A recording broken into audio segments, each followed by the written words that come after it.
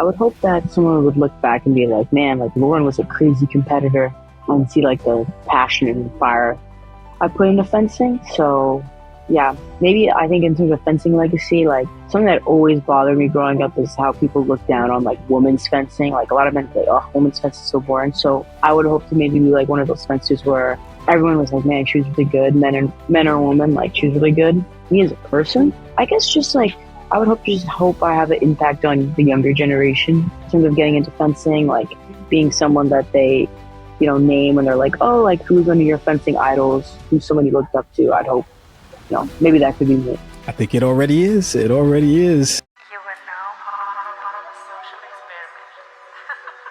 See now where my limit is. Only got no. Thank you for joining us today on the journey towards self-mastery. Our next guest is one of the top fencers in the world. She's the youngest fencer ever to win Junior World Olympics. She's a full-time Harvard student majoring in philosophy. In 2023, she won the NCAA title for women's foil. This past summer, at just 21 years old, she became the first Black American woman to win an individual Olympic fencing medal, capturing silver in the women's foil at the 2024 Paris Olympics. She also helped Team USA bring home the gold in the team event as the last fencer. Her most recent achievement included winning an Ivy League championship with Harvard and being all Ivy League first team. She's dedicated to giving back to future fencers by volunteering her time with organizations like the Peter Westbrook Foundation. She's one of few in the sport with an NIL deal and is pushing the sport of fencing forward while inspiring people all over the world. Let's welcome today Miss Lauren Scruggs to the program. All right, Lauren, definitely appreciate you coming on to the program and, spending some time with us. Yeah, I'm happy to be here. Kind of just wanted to get into the beginning of fencing for you. And I know, there are people that are not really familiar with the sport of fencing. So how would you pretty much explain it in terms of like what it takes mentally and physically to become like an elite fencer? Yeah, so fencing is pretty tough.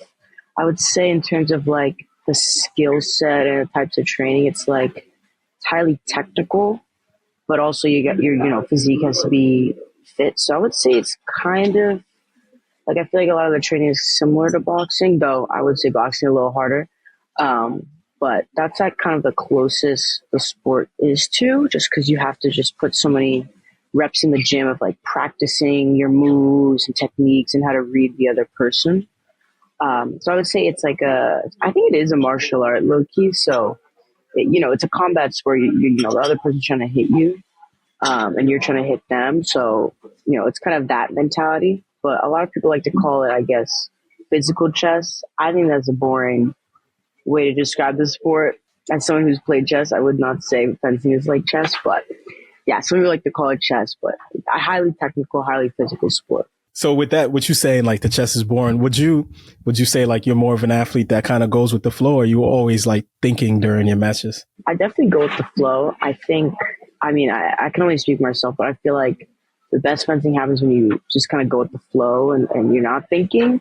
But yeah, I just kind of let things happen. So as far as fencing goes, what do you think like separates an Olympic fencer versus like your average fencer? Yeah, I think the Olympic fencer just is better at the basics, because that's what it's all about. At the Olympics, truth be told, you're not going to see the most like beautiful fencing in the world because we're so nervous. It's like things are going to come out weird. We're going to, not feel confident. So truth be told, it's just the basics that matter. And so that's where you see it come out the most.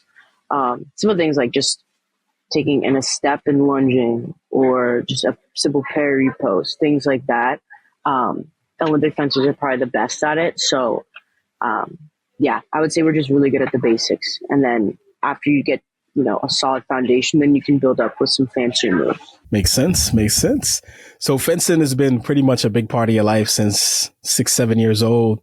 What do you remember about like your first time picking up a fencing sword and trying to fence for the first time? Yeah, so I would go to a lot of tournaments with my brother. So I was around fencing a lot, like just seeing it and whatnot. And I, obviously I'd pick up his, stuff, like his equipment. He'd get mad at me. But the first time I like actually tried it, I'm trying to remember. I feel like I don't know, it just was like exciting to me. I was like, yes, finally, like I can try the sport that I've been watching my brother do for my stroller.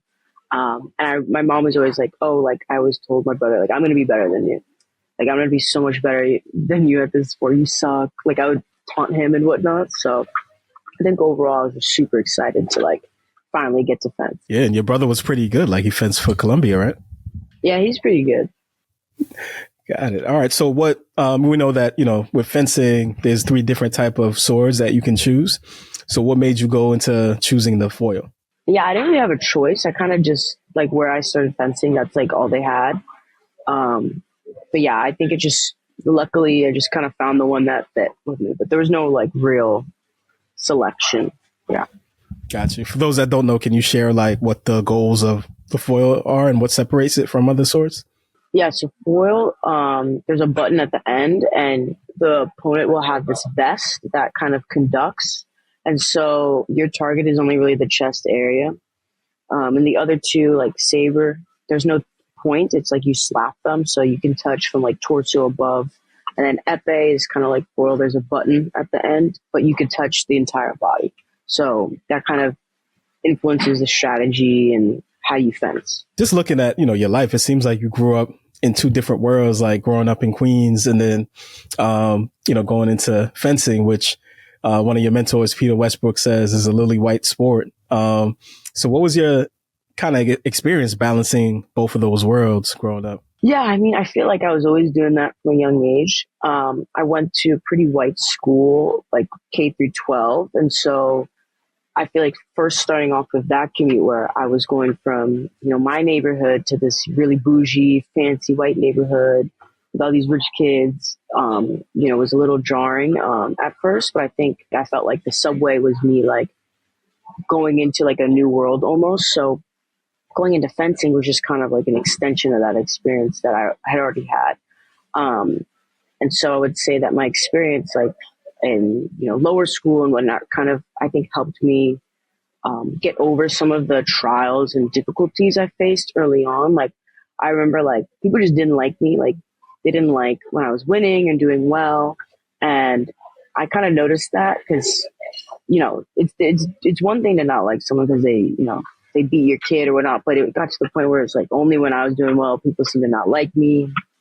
And so I think partially it was because I was just black and I was the only black kid there, and people didn't like that I was winning and beating the kid and whatnot, and they wanted to find every reason not to like me.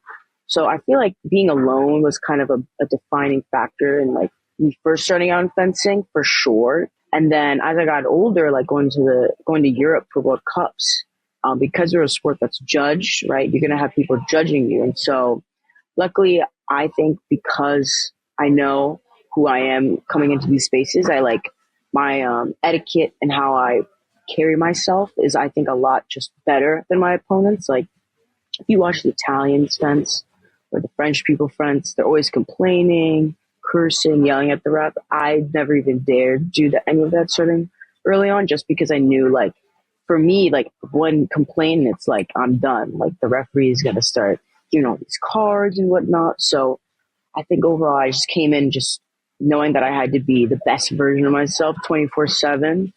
And so, yeah, I'd say those are the ways that me being black kind of influenced my career. Now, were you doing anything like to balance out like what you were pretty much the racism and prejudice you were dealing with for your self-esteem or your mental health like at that time? Yeah. So my kind of mentality is that, no one's going to say anything to me if I just win the tournament. So I felt like I kind of had to prove myself even more. So for me, like, like I said, I didn't want to be just a participant. Like I wanted to be a winner. That also influenced, that experience influenced that even more, because if I was a winner, no one could make excuses about my race or where I came from or anything, right? They just could see that I was good at fencing. And so that was kind of the mentality that I brought to these tournaments, is like, it doesn't matter like what you think about me. Like if I beat you, I beat you, like, period. So that was kind of like, how I went into these tournaments. Dope. When did you get introduced to the Peter Westbrook Foundation? So I knew about the Peter Westbrook Foundation since I started. Like I feel like every black fencer knows about the Peter Westbrook Foundation, just because it's so like that's just where we are. But I actually didn't join PWF until maybe like eighth grade, seventh grade, because for me with my brother and whatnot, just so happened that like I just started with a different coach. And so I started fencing not with PWF, but like with someone else. And so I didn't really have the need yet, really. And then it's when I transferred over to like the Fencers Club is when I kind of was like, okay, we're entering a much more, tense situation in terms of the dynamics between certain people at the Fencers Club and just like this Fencers Club has this whole culture. And for me, it was very tense and not that friendly at times. And so that's when I was like, oh, I think I want to join Peter Westbrook Foundation, like actually have people behind me supporting me because, me and my family knew it would be kind of tough with this transfer to Fencers Club. And so that's kind of why I joined. And I'm glad I did because although I have made a lot of friends and, I actually think Fencers Club it's been actually really great. The support from PWF is like, you're not going to find that anywhere else. And I think it really took my fencing to the next level. So that was kind of like the motivations for joining. And also just being around like Peter, Keith, Daryl, like I think that being around people like that really just lifts you up. So those are kind of the motivation. These are all Olympic fencers. Peter is the first Black man to ever win a fencing medal. Really cool dude. Had him on the podcast. And what was your relationship like with Peter? Yeah, so because Peter didn't know me from like when I was a kid, he wasn't like, we weren't like that close. But I will say like, because I did start fairly young and I was still competing, he gave me a lot of advice in terms of just like how to like present yourself, right? And when I joined is when I first started going to like a lot of junior World Cups, so it's getting a lot more competitive, and senior World Cups. So this is kind of like a whole new ballpark. And so being around him and hearing his wisdom, and the ways in which he kind of brought competition to the next level, I feel like I implemented that into my own fencing. And then also just, I think just hearing his stories, like, at PWF, he would, get the kids sitting around and tell a story and whatnot. Like us coaches, like we take a lot of those words to heart too. We learn a lot from him. So I think just being around him, I really learned, what it means to be a great competitor, how to be a fighter, things of that nature. That is dope. Peter was definitely a great guy. We got into fencing because of Peter, my daughter and everything. So, great dude. So I think with fencing, it's safe to say that you have mastered the sport pretty much. I know you're still growing and developing and things like that, but, to be one of the top fencers in the world, there's a level of mastery that goes with that. So, as far as mastery goes, what did your 10,000 hours look like in your mission and journey to really become good at fencing? And what did the practices look like? What did, scheduling and all, what were the things that you had to do, sacrifice to get to where you at? Yeah. So I would say, I feel like I mentioned earlier, like fencing kind of just became part of my everyday. I feel like it's been part of my everyday since like sixth grade, like going to school, going to practice, going home. And for me, my fencing club in sixth grade was in Jersey. So I'd go to school, and then after I'd take the PAF train or to Jersey, go there until got 8, 9, then come home. I live in Queens, so I'd get home around like 10 p.m. ish, 11, do my homework, and then repeat, do that again the whole next day for like 4 times a week. So for me, like, I feel like my whole life was fencing. And so a lot of the sacrifices that I made were like things like hanging out with friends. Like I would always miss out on a lot of birthday parties or sleepovers, school trips. I missed out on this big school trip. I feel like they went to Ellis Island. I was so mad. I had a tournament. Things like that. Just a lot of like social sacrifices. Because, fencing came first. Like fencing for the start, at the beginning, was kind of like how I was going to make it out of my, neighborhood, and change kind of my family, that was it was more so for college at first than it was for the Olympics. And so I was really grinding to get really good at fencing so I could get recruited to, a school like Harvard. So for me, I put a lot of sacrifices in just so I could get better than everyone, basically. Like, I feel like if you ask most kids my year, I doubt they were training like that, or having to make that many sacrifices from such a young age. Um, but I saw it pay off. Like when I was 10, I was winning Y14, right? I feel like there's one tournament, I was like 10 years old. I went Y10, Y12, Y14. So from a young age, I think I really developed kind of like this winning attitude and this winning schedule, and really grinded. And you could see it pay off in like my early years, and I guess now today. So yeah, a lot of hard work, a lot of late nights, a lot of like social sacrifices for sure. One of the things that Peter Westbrook says is that, as a fencer, you have to balance out the rest of your life because fencing can become very addicting and 24/7 kind of thing. Like, how have you learned to kind of like implement other components of your life other than just your identity as a fencer? From a young age, it was kind of 24/7. And as I got older, I realized I needed more free time. Cause I feel like you perform better when you kind of have time, like a break and whatnot. So for me, like just setting time aside to like spend, evenings with friends, go to the movies, watch TV. I feel like that's like a necessity in my schedule nowadays. And I think as I gotten older, fencing has become like, it's a part of my schedule, but I don't feel like this oddness when I don't fence. Like right now, I just took a whole week off from fencing. We just had our Ivy League championships. So like, I think as I gotten older, I realized how important breaks are.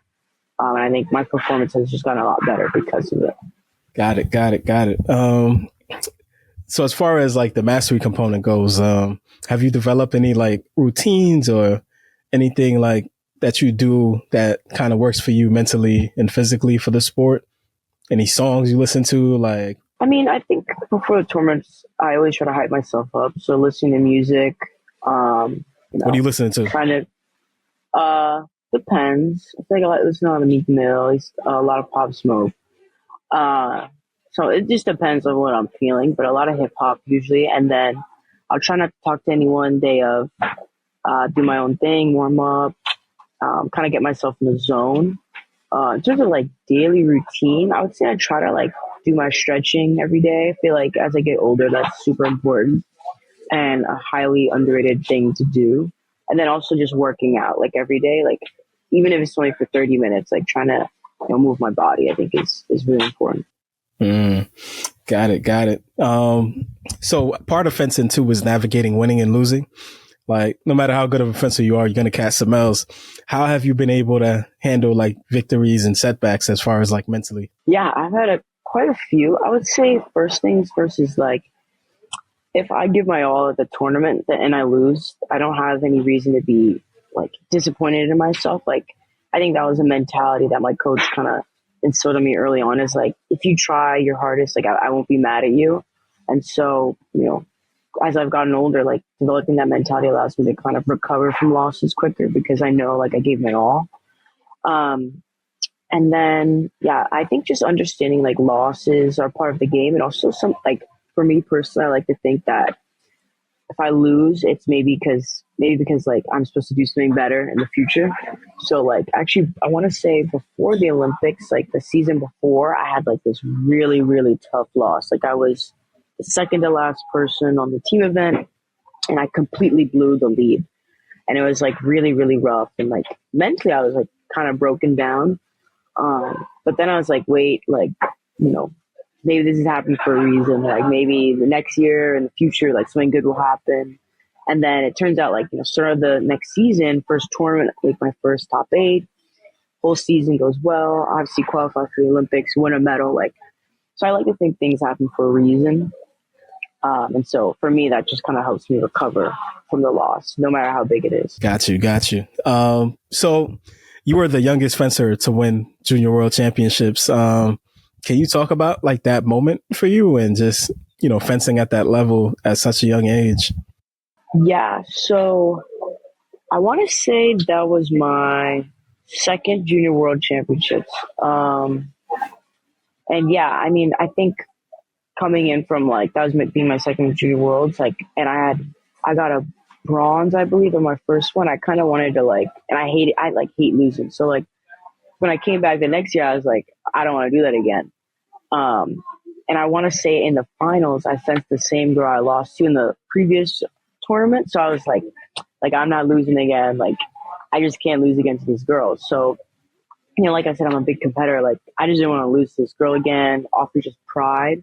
And also like, I don't know, my whole family was there. I feel like my family never goes to the tournaments. So for me, that was a really big deal because, they spent a lot of money to go see me fence. Like I want to make it, I don't want to waste all those funds and whatnot. So for me, I think it's like pride, and also like it was more like a necessity for me to win rather than just like I just did it. So what was that feeling like after you won and, celebrating with your family and everything? Yeah, I mean, I felt really good. That was my first big career win, I want to say. So I mean, it just felt like amazing to, celebrate that big win with them there for sure. So as an elite high school fencer, I'm sure you had a lot of different options in regards to like where you would go for college. What made you decide to choose Harvard? Yeah, so my brother went to Columbia for fencing, and so I kind of saw, his dynamic there and the culture there, and it was after COVID, so I was kind of like, oh, I don't want to stay in the city. Like, I feel like I should, try something new. You never know what might happen in the future. So there's a combination of that and just me not really like being the biggest fan of just like Columbia, truth be told. And so I was looking elsewhere. Like I was looking at other schools like Yale, Penn, Harvard, and I'd had a close relationship with the Harvard coach because she was there when I won my first junior medal. So I'd known about her. She was really nice. And so I emailed her. I was like, hey, is it possible for me to go to Harvard? She was like, yeah, of course, la, la, la. So from there, it was just smooth sailings, like, made sure everything was right with my grades. Testing was a little difficult because of COVID. But that wasn't an issue because they went test free. And from there on, it was just smooth. So that's kind of how I ended up going to Harvard. I'd never been to Harvard. I had no clue where it was. All I knew was that it was Harvard. So yeah, it was a big jump, and a, kind of a leap of faith for me, but I was going to Harvard, so I wasn't too mad about that. Yeah. Indeed. So what made you decide to major in philosophy and, Harvard, high academic standards? How do you as an high level, athlete balance out the two? Yeah. So I kind of got into philosophy like by chance. I tried econ, tried history, tried gov. And one thing is that for certain concentrations, like they're not as lenient with you missing class and whatnot. So for me, I wanted to pick a concentration that's a little smaller and I could get to know the professors better. So philosophy just was kind of fit the T. Like I kind of liked the content that I was learning, and the professor's really nice, and they're going to let me travel for fencing. So that's kind of how I picked philosophy. And then in terms of balancing like schoolwork and traveling, I feel like it goes hand in hand with what I just said. Like I have a good relationship with a lot of my professors. And so because they actually know my face and who I am, and I email them, I'm like, hey, I'm going to miss Friday or Thursday, Friday. They're going to be like, oh, Lauren, like, yeah, I know Lauren. Versus like you're in a class of 500 kids. The professor's not going to know who your name is. So it's just a matter of just getting to know your professors, being on top of your work, communicating beforehand. Like I feel like I've been doing this since high school, so I've gotten pretty good, but I've definitely been good at just emailing and telling them my schedule before the, semester starts, and those things all together just, make it easy. Got it. So your first year at Harvard, you were 60 and 17 as far as your fencing record. And then the following year, you were 36-0. What changed? I don't know. I think maybe I just started to appreciate NCAA fencing. Like NCAA fencing, I think for a lot of like Olympians and people on our national team sometimes seems a little baby. Like we only do 5 touches, which is very different from the standard. Like international is all 15 touches. So I think first year I was kind of hesitant to like go into the culture of like NCAA fencing. I was like, why am I only doing 5 touches? This is silly. Second year though, after I guess like, losing, like I don't like losing. I was like, it doesn't matter if it's 5 touches or whatever. Like I'm winning all my bouts. Like I feel like you can't make fun of NCAA fencing for losing some bouts. So I was like, I'm just going to win all my bouts. So that's kind of like the mentality I had this season. I was like, it's silly, but if it's silly, then it should be easy, right? So I feel like that was kind of the mentality that I brought that season. And also, I didn't want to lose just off of pride. Like I said, I feel like I'm a winner at heart. I hate losing. And so I feel like that kind of contributed to that. Got it. So can you walk us through your journey into the Olympics? Did you have like that set in your head, like as a goal, like you want to make the Olympics, or was it kind of like you said, like go with the flow kind of thing and do your best? What was your journey mentally and physically to get to Olympics? Yeah, I mean, obviously, sort of the season, it's Olympic year, and you're like, okay, well, I know this. The goal is to qualify for the Olympics, but I never told myself like I had to qualify. I was just like, well, if I fence the best, and my best is good enough, then I will qualify for the Olympics. And so that's kind of the process that I took the whole season leading up. Every tournament, I made a top 16 or better, so I was pretty consistent. And so because of that, and then I medaled at one of the tournaments. So from then on, I was just like, okay, I'm gonna make it. But for me, it wasn't as like I wasn't like pressing myself like I have to do this. It was more so like, well, if I win or if I try to win every tournament, then probably I'll qualify. That was kind of mentality. So you did qualify. What was your experience like? First time being in the Olympic Village, being in Paris, seeing some of the best athletes in the world. Like what was that like for you? Yeah, I mean, it was kind of like surreal. Like you fly, you get on the plane, you land, they take you to the village, and you're just walking around like Team USA housing. And you see all these people you see on TV. You see like Simone Biles, Katie Ledecky, and it's just like kind of crazy that you're just in this area of all these great athletes. But yeah, I feel like in my personality though, after a while, I just kind of like, I was like, okay, that's cool. Let's get back to like task at hand. So for me, it was very exciting. Obviously the first few days with the opening ceremony and just like, kind of the realization that you qualified, like you made it to the Olympics. But I think quickly after that, and I think this is probably for everyone, like has this feeling of like, okay, it's cool, but let's get back to that. Like, let's focus and let's get back to like what we came here for. So for me, I feel like a lot of the excitement wore off because I just got so focused on my competition that I stopped like really focusing on all the craziness around me. But definitely really cool for the first like week. Yeah. I can imagine. So no one really had you as a potential medalist going into the Olympics, really. How did you maintain your confidence, like with fencing and, fencing the best in the world when people didn't even look at you to medal at all?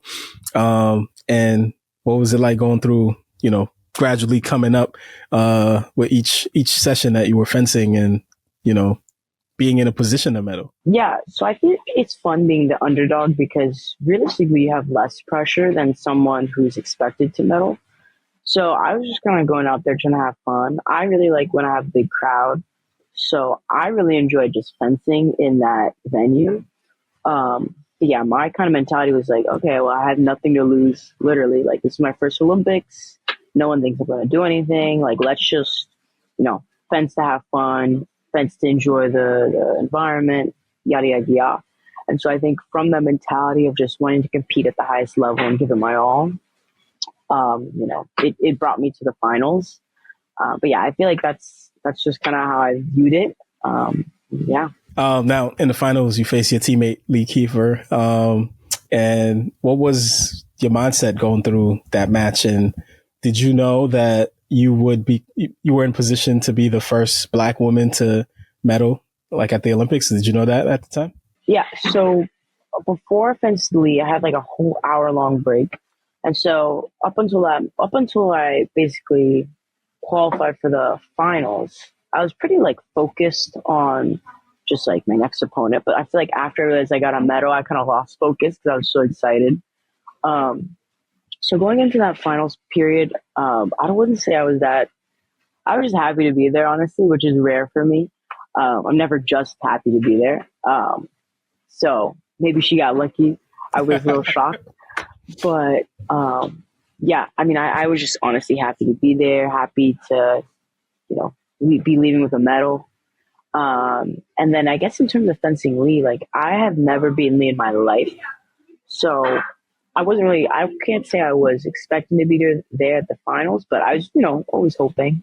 But overall, it was just very cool. And like, I was just happy to be there. And then in terms of being the first Black American, no, I didn't know that I was the first Black American. I had thought someone already did it. So that wasn't really like a factor in terms of my like nervousness and whatnot. I think the rematch, like at the LA Olympics, is going to be interesting. So you get the silver medal, first Black woman to do it. Now everything else is just icing on the cake, but you guys are in position to win the gold, and you are the last fencer. Me and my daughter and my wife were watching, and I was nervous for you, man. I'm like, dang, she loses, like nobody's gonna forget that. Like that probably was one of the most pressure moments at the Olympics. In the last fencing match to get the gold for USA, and obviously, like afterwards, I could see like the emotion that you had, and like, did you feel pressure at that moment? Because I was scared watching you fence. So. Yeah, I mean, it's a very high pressure environment. The woman I was fencing is literally like, she's like the Italian LeBron. Like, she was their flag bearer. She's won numerous Olympic medals. So, and I barely beat her in the individual competition. So I knew she wanted to, get some revenge on me. So she's going at me very hard, very aggressive.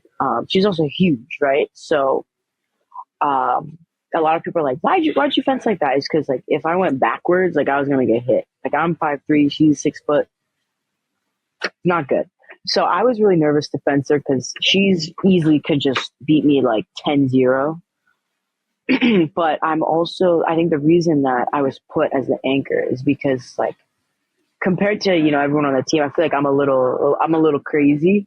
And so like I love being in like high pressure environments. I love obviously like fencing in front of a crowd and like flaunting and taunting and whatnot. So that's kind of, I think, why I was in the anchor position. I think at the time, like I think it was just the best fit, and I'd had the most experience there. So obviously I was very nervous, but at the same time, I think just by my nature, like that, I needed that nervousness to kind of thrive. And so I would say I was nervous, but at the same time, I think once I got on that strip, I heard the crowd. I was like, oh yeah, I'm winning. And then I think at one point I got booed, and I was like, yeah, this is great. So I felt really comfortable in that position. I think it was the best fit. I think my teammates would agree, like that was probably the best decision.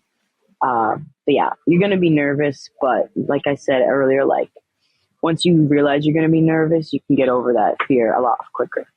So yeah, but I will say, like before I got on the strip, like when I was sitting there watching the second to last bout, like my heart was pounding like crazy, like all sorts of curses were flying off. Like it was crazy. Yeah. Yeah, that was really just an exciting moment. Especially to be watching that with my daughter that just got into fencing as well, and seeing a Black, woman being successful in the sport. Like, I don't know if you know how heavy that moment was for a lot of people watching, but it was very heavy.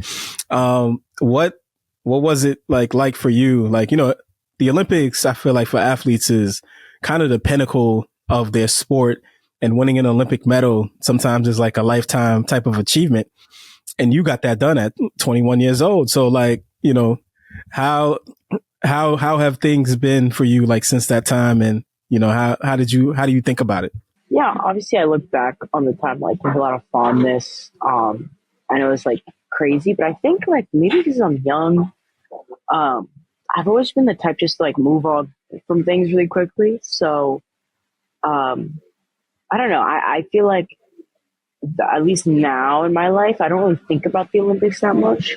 Or I try not to think, because I think for me, in terms of just like having a future in fencing, continue in fencing, like if you are stuck on the past, you're never going to progress.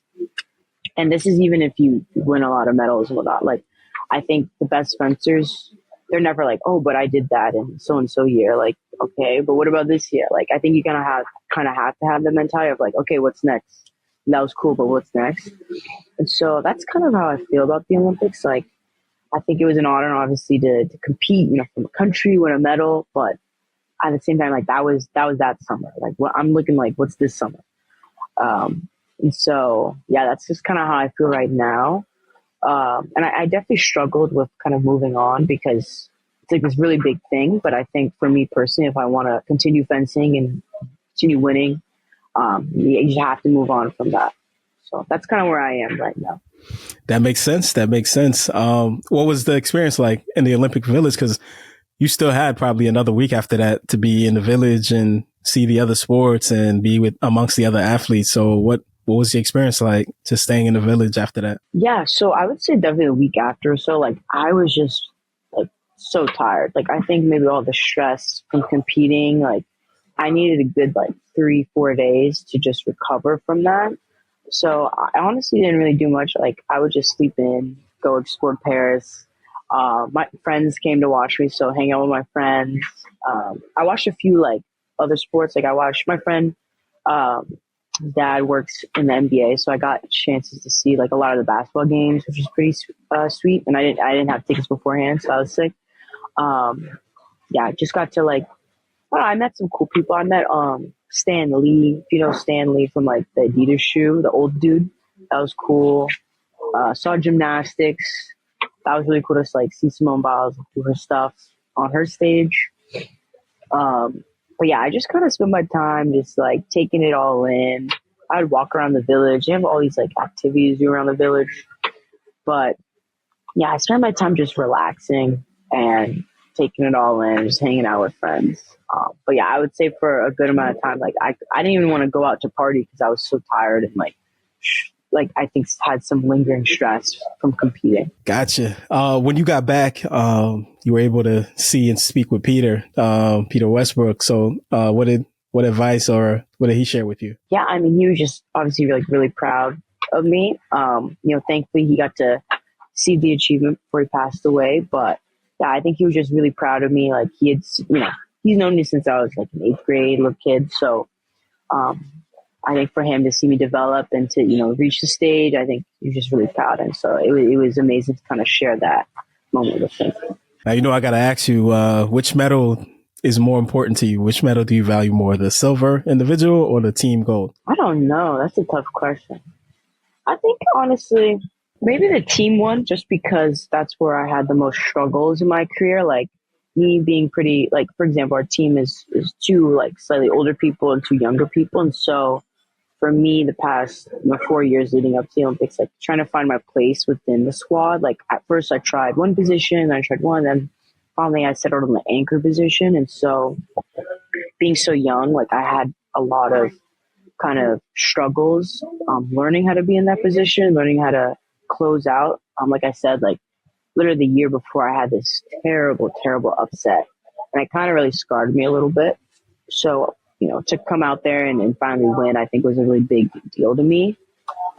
It's kind of a testament to all the hard work I put in trying to like fit into that role and fit within like a team where I was kind of one of the younger people. So that one, I think I feel a lot more closer to. The silver one is cool. That silver one was more like a flex, like, I did it. But yeah, the gold one definitely is more a testament to the hard work, I think, throughout the 4 years. Do you think like, has life changed at all for you in regards to like people recognizing you and things like that? Because, a lot of people watch the Olympics. I would feel like people don't watch fencing itself, but when it's in the Olympics, like people are watching. So, has it brought you more like, oh my God, that's Lauren Scruggs, like people coming up to you and stuff like that? Yeah, for sure. Definitely the summertime, like, I was near Columbus Circle. I had people coming up to me. It was crazy.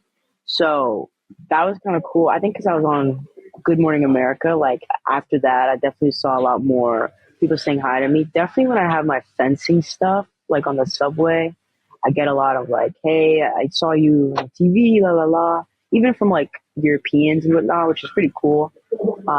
Had this French guy. He was like, yeah, I was there. Like I saw you fencing. So that was cool. I think I had like 1 or 2 instances here. Like I was just shopping and some guy was like, yeah, like I saw you on the TV, like, thank you for representing America and whatnot. So not too much. Like I'm not like LeBron James or anything, but it's cool to have people like recognize you for sure. That is, yeah, I think that is special, especially the fact that you are the first Black woman. Like that's going to carry around, I think, probably for the rest of your life, on the level of like Peter being the first Black man, to do it. So I think that's very, very special.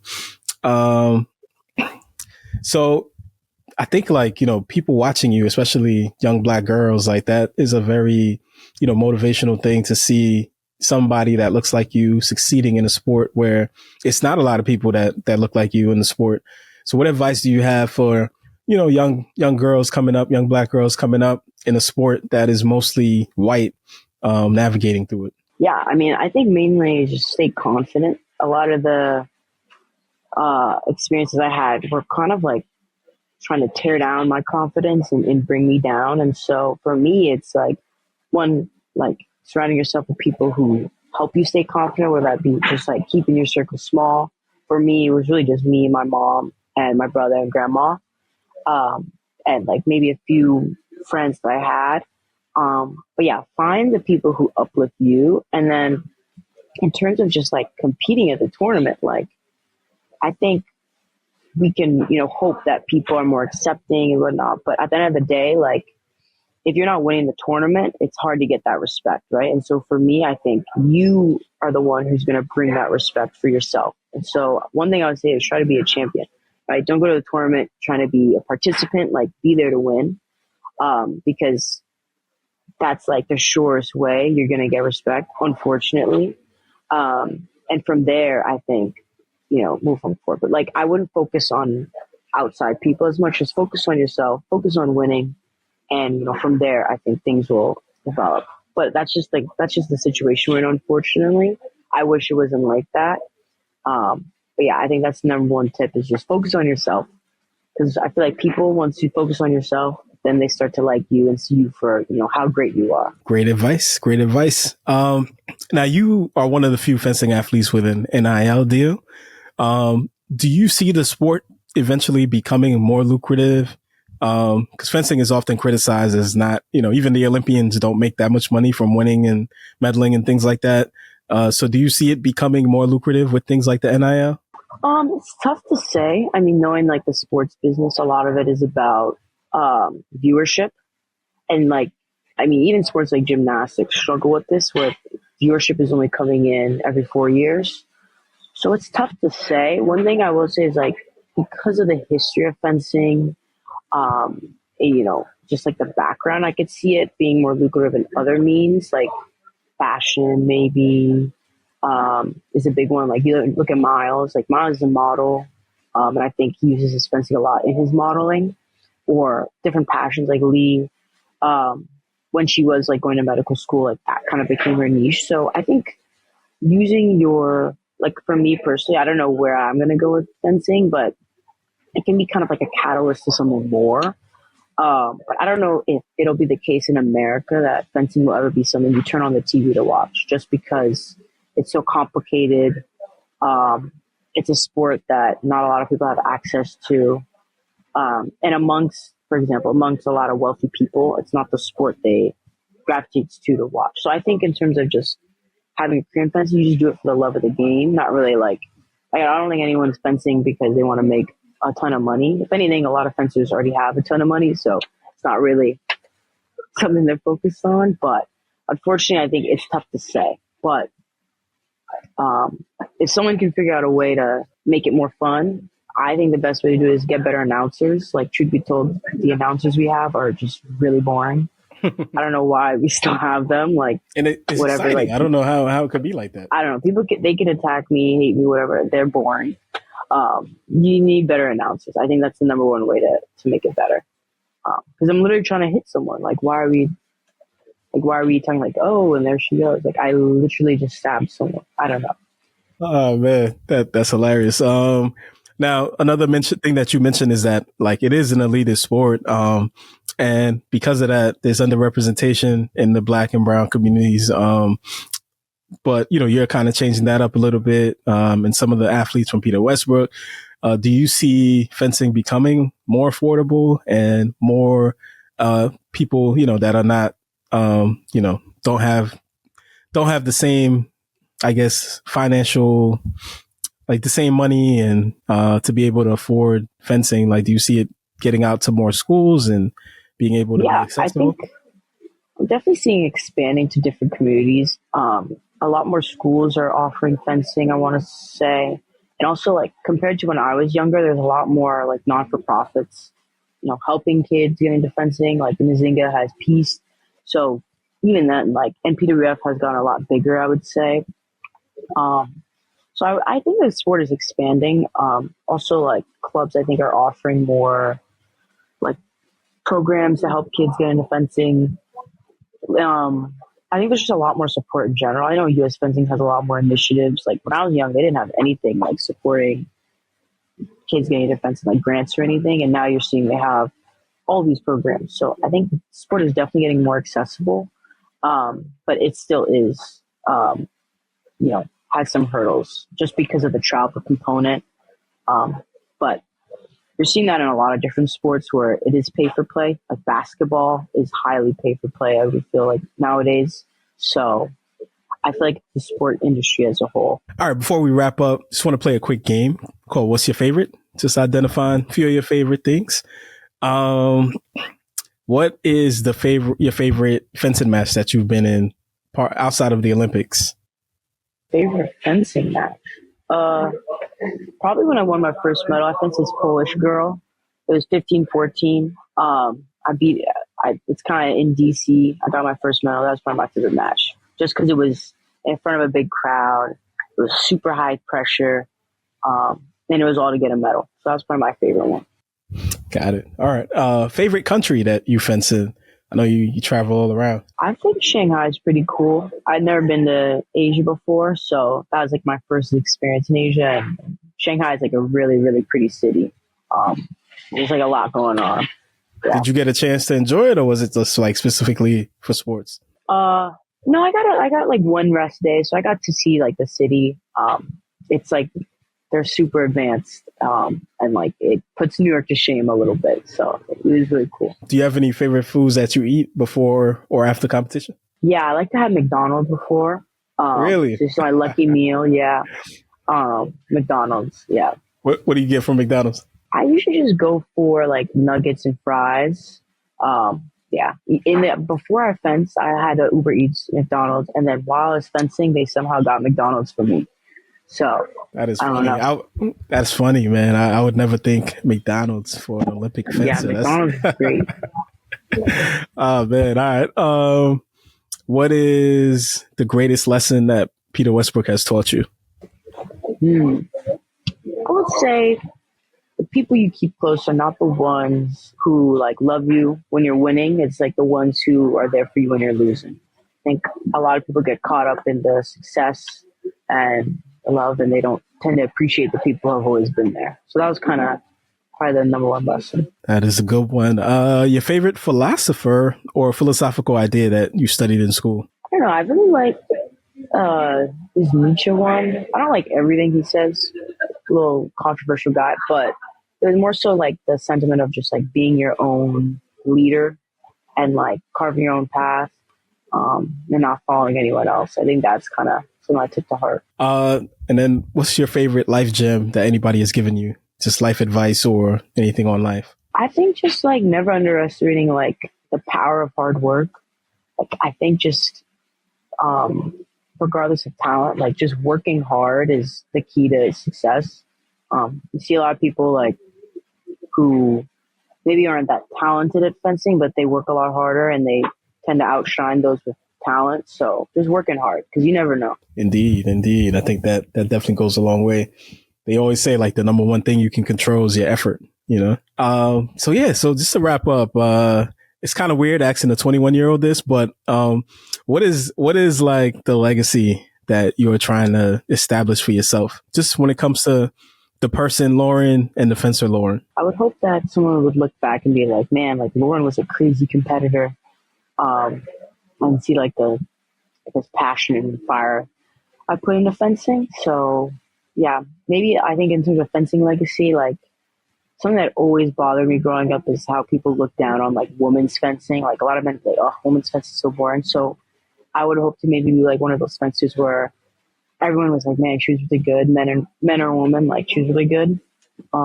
Me as a person, I guess just like I would hope I have an impact on the younger generation in terms of getting into fencing, like being someone that they, name when they're like, oh, like who's one of your fencing idols? Who's someone you looked up to? I'd hope, maybe that could be me. I think it already is. It already is. My daughter, like I said, was definitely had her eyes wide open watching you in the summer. And I'm sure, girls all over the world were watching you over the summer. So, I think you're already doing that. And, one of the things I appreciate about you is just the ability to just stay humble between it all and, really just, establish newer goals for yourself and not settling for what you've accomplished. I think at 21, you could just call it a day and just kick your feet up like, yo, you know what I'm saying? Like, but you still have the mindset to continue to be great. And I think those are great things to really have our kids pay attention to and really strive to become. So I appreciate,